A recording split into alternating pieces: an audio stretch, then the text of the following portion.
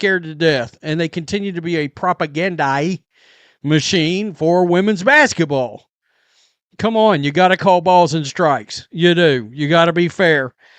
So, once again, hit subscribe. Thanks for watching. Make sure you're still subscribed. The whole 9 yards. Follow me on Twitter at Rhodes Rants. Okay, so Unrivaled. 2 things have happened.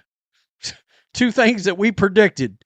2 things that The recent performance numbers for Unrivaled have emerged, revealing what many observers anticipated from the beginning. This women's professional basketball venture, co-established by Nafisa Collier, represents direct competition with the WNBA regardless of its smaller scope. The operation recruits WNBA athletes, creating obvious rivalry and potential conflicts that few mainstream analysts dare acknowledge publicly. Recent developments have validated earlier predictions made across various sports commentary platforms, though traditional sports journalism outlets remained hesitant to address these concerns.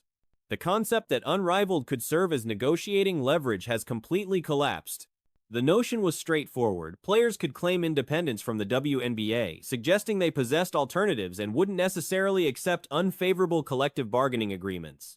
Collier recently made controversial statements ahead of a Denver matchup, discussing Unrivaled's position. Most every creator out there predicted, across the board, but the mainstream media wouldn't touch. And that's the idea that Unrivaled was going to the idea that Unrivaled was going to actually be a bargaining piece here. And what I mean is, oh, look at us. We've got Unrivaled. We don't need the WNBA. We don't need to sign a CBA. She mentioned understanding requirements for operating profitable enterprises, suggesting successful models demand proper leadership placement. Her emphasis on sustainable operations drew significant attention and criticism. Many questioned this characterization given last season's mediocre viewership and sparse arena attendance, roughly 850 spectators previously, now merely 1,000. The comparison between this fledgling operation and established professional leagues seemed wildly disproportionate, akin to equating minor league operations with major championships. Breanna Stewart, another prominent figure deeply invested in Unrivaled's success, found herself addressing these disappointing metrics. As both league co-founder alongside Collier and vice president on the Players Union Committee, her dual roles present obvious complications. The newest viewership data from last Friday's contests proved particularly troubling. To the point that Nafisa Collier literally made these absurd comments the other day, right before the deadline ran out. Being on the side with Unrivaled, I know what it takes to run a sustainable business. So I think if they find a model that makes that happen, they need to put people in place who can. And of course, the buzzword, the word that everybody really paid attention to was sustainable. While expectations never suggested Unrivaled would match WNBA numbers immediately, the dramatic decline exceeded worst-case scenarios.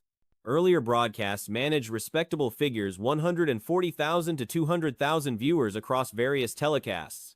The latest results showed catastrophic deterioration. Friday's doubleheader between the Breeze and Hive registered merely 0.03 inches, the crucial 18 to 49 advertising demographic, translating to approximately 30,000 viewers across both contests. Total viewership reached only 110,000 for one game and 100,000 for another. These figures represent complete failure by any professional sports broadcasting standard. Such numbers cannot support claims of sustainability or provide meaningful negotiating leverage whatsoever. Sustainable, which garnered a reaction from me and so many other sports fans going, wait, your ratings weren't great last year.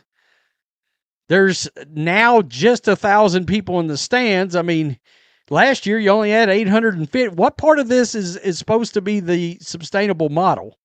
And why on earth would you consider a league this small and this, I mean, let's be honest, this backyard wrestling, not that Stewart addressed earlier disappointing metrics in comments reported by the New York Post on January 11th. She expressed hopes for consistent viewership regardless of scheduling, acknowledging the unique challenge of winter women's professional basketball outside European leagues.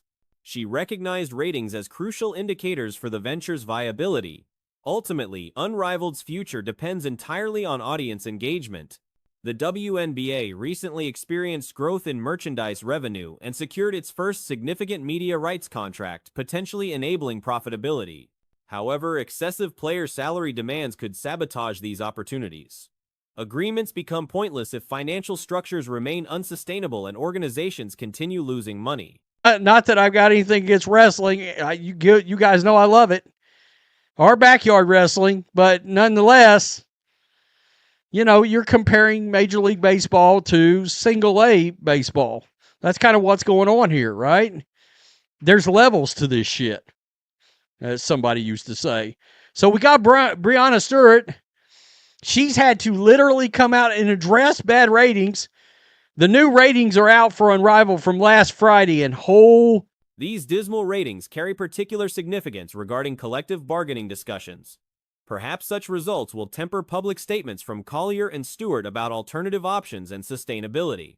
Their suggestion that players could simply transition to Unrivaled if WNBA negotiations fail loses credibility when the alternative appears headed toward closure.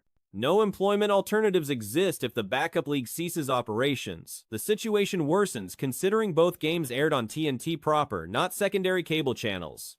Even NBA pregame or postgame programming attracted 50,000 additional viewers compared to actual Unrivaled contests. This represents disaster for players attempting to leverage new revenue opportunities against ownership interests. Holy shit, they're bad. Now, did anybody expect any of these ratings to be WNBA-like? No, of course not. They never was going to be. But the epic drop-off in ratings at this point, look, we covered the ratings for Unrivaled last year. And they were bad then, but at least there were a lot of there were a lot of 140,000 viewers. Predictions about this league's struggles appear validated. Angel Reese's decision against participating removed a significant draw whose fan base reliably generates viewership. Her absence was immediately noticeable, eliminating a dedicated following comparable to other prominent college athletics personalities. Similarly, hopes that Paige Bueckers would elevate the product have proven completely unfounded. She demonstrates zero ability to attract audiences. Realistically, only Caitlin Clark's involvement might generate substantial viewership, perhaps 800,000 to 1 million viewers. The fundamental issue remains clear. Without compelling viewership metrics, this operation lacks the commercial foundation necessary for survival, much less for serving as credible negotiating leverage against the established professional women's basketball infrastructure. 170,000 viewers, 190,000 viewers, maybe a 200,000 viewer. This is a titanic drop-off. So this was last Friday, right? Unrivaled, Breeze versus Hive. They did a .03 in the 18 to 49 demographic. That's the advertising demographic. That's 30,000 people, folks, on both games. The numbers speak definitively about market reception and financial viability prospects. Discussion surrounding Unrivaled has intensified, particularly regarding its fundamental objectives. A notable statement from a prominent figure within WNBA media circles suggested that Unrivaled's primary aim isn't centered on competition or attracting substantial audiences. Instead, the focus allegedly lies in player advancement and ensuring athletes earn significant income while remaining stateside. While this assessment may hold validity, publicly acknowledging such priorities becomes problematic. The reality remains that numerous individuals have committed substantial capital reaching tens of millions to this venture with expectations of profitable returns. Both games. And then you did 110,000 on one and 100,000 on another. 0.11, 0.10. Boy, that's bad. Boy, that's dog shit. That's not, you know what that's not? That's not sustainable. You know what this isn't? Leverage. This is not leverage at all.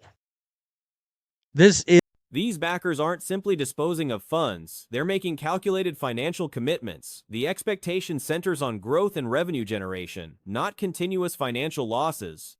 Major broadcasters like TNT, having allocated approximately $30 million, likely question their decision when confronted with suggestions that competitive intensity among athletes takes secondary importance. Recent analysis from the New York Post examined Unrivaled's trajectory, highlighting how sophomore season audience numbers will significantly influence the league's ultimate fate. Creating successful follow-up ventures proves challenging, as numerous attempts throughout sports history demonstrate. Following what some considered a remarkably triumphant opening campaign, questions arise about sustainability. The investors aren't burning money. People are like, they're investing. Big word is investing. They don't want the league to burn money. TNT, I'd say, are sitting there hearing this shit being like, why did we spend $30 million on a league when the players don't even want to be competitive with each other? Well, let's take a react to this article from the New York Post. So, this is an article about Unrivaled's success may come down to second season viewership. And this year, making a successful sequel is hard. Many fail to live up to the hype. On the heels of what we considered. However, characterizing the inaugural season as wildly triumphant seems excessive. Most objective observers wouldn't apply such hyperbolic terminology. The launch avoided complete disaster. Audience metrics fell short of projections, yet promising elements existed. The 1v1 competition format generated genuine interest. Certain matchups featuring Angel Reese created buzz. Social platform engagement, while not directly translating from broadcast viewership, compensated somewhat for television rating shortfalls. Successful sequel is hard. Many fail to live up to the hype. On the heels of what we considered a wildly successful inaugural season. And I wouldn't say wildly successful inaugural season. And I don't think most people wouldn't use the word wildly successful. But it wasn't a train wreck. Like, we can say the viewership wasn't what we'd hoped, but there were flashes. The 1v1 tournament. Honestly, there were genuinely some of the games with Angel Reese, the social media clicks, not necessarily from the games, but the social media hype of the league. Sufficient positive indicators existed to maintain future optimism. Rather than wild triumph, moderate hopefulness better describes the initial response. The current campaign, however, presents objective deterioration. Product quality has demonstrably declined. Athlete investment appears diminished. Roster caliber has experienced dilution. From the games, but the social media hype of the league kind of makes up in a little bit of way for TV ratings. Like, I think there was optimism. I don't think we can say it was wildly successful, but I could say there was long-term optimism. Whereas this year, objectively, the product has gotten worse. It has gotten worse. The players care less. The quality of players has been diluted. The names have been diluted. And the on-court product is not as good because players are now realizing people are caring less. So you're now watching a situation where you guys haven't seen a couple of games. Recognizable names have decreased in prominence. The follow-up offering falls short because participants recognize decreased public interest. Certain contests now feature scenarios where defenders barely contest drives to the basket. Aaliyah Edwards repeatedly executes uncontested layups following pick-and-roll actions because opponents hardly defend her, recognizing her squad lacks competitive drive. Questions emerge about whether certain rosters genuinely attempt securing victories or merely focus on individual skill refinement and personal statistics. The league initiated operations 12 months prior, introducing 3-on-3 basketball featuring 36 athletes. A situation where you guys haven't seen a couple of games where people are running in open layups. Like, Aaliyah Edwards is basically pick, roll, open layup, pick, roll, open layup, pick, roll, open layup, because they don't even have to really guard Aaliyah Edwards because her team's going to lose anyway because they don't try. Like, there are teams there are teams that I would question whether or not they're trying to win. I think they might be going to try out and go out and get theirs and develop. I have no question about it. Said here, while launched a year ago, Curiosity of 3v3 featuring 36, the FanFest outside 4 Arena. The fan gathering preceding the January 20th, 2025 season opener resembled chaotic enthusiasm, with 870 attendees completely filling the venue. Athletes described the atmosphere at Desert Springs as electrifying, noting the intimate environment created by the compact facility. The novelty factor significantly contributed to initial year momentum. Stakes theoretically increase with Project B's emergence, though both ventures essentially operate as experimental concepts rather than established frameworks. Alternative approaches warrant consideration.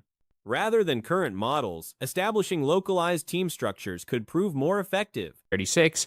The FanFest outside Sephora Arena ahead of the January 20th, 2025 debut looked like a mosh pit.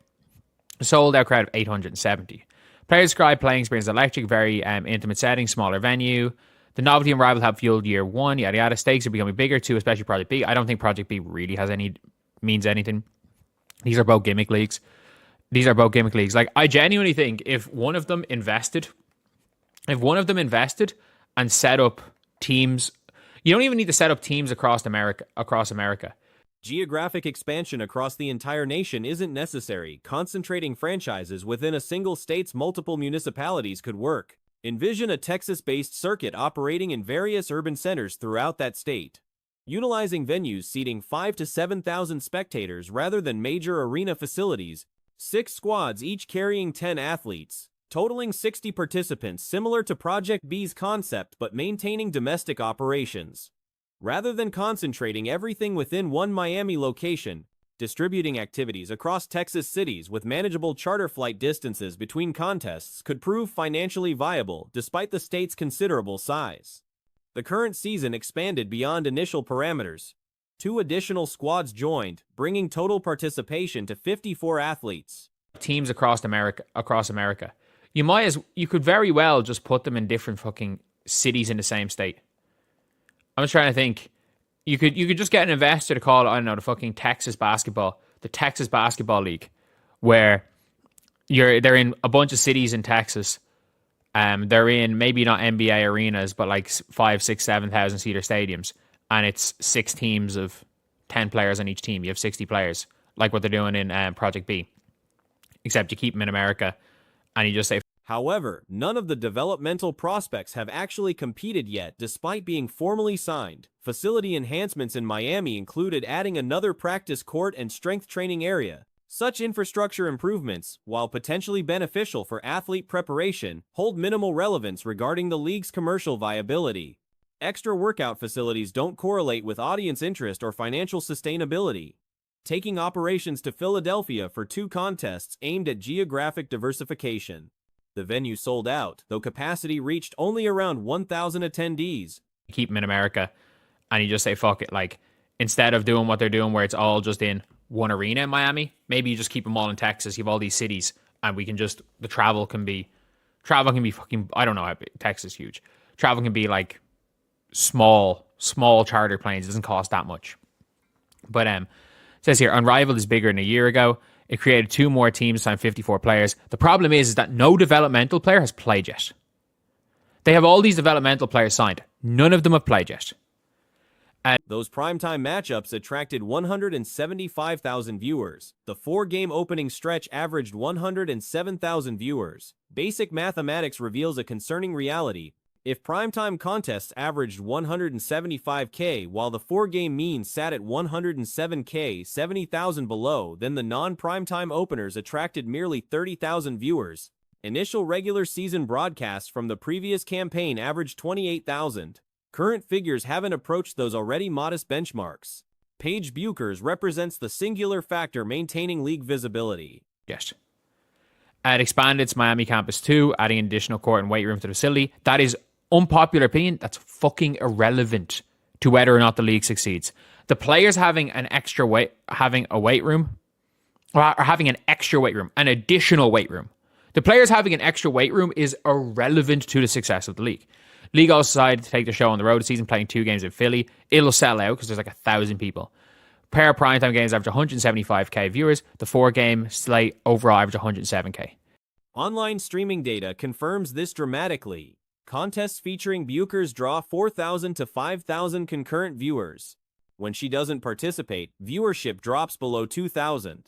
The percentage increase Buchers provides mirrors, proportionally, Caitlin Clark's impact on WNBA audiences.